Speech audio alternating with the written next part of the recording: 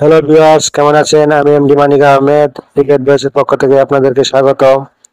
তো এখন আপনাদেরকে দেখাবো একটি জায়নামাজ কিভাবে করবেন।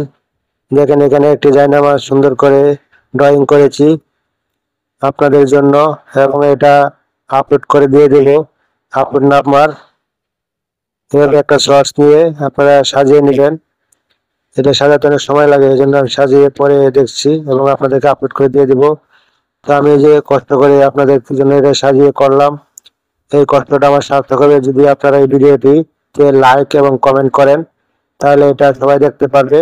ইউটিউব কিন্তু লাইক এবং কমেন্ট দেখে সবাইকে দেখার সুযোগ করে দেয়।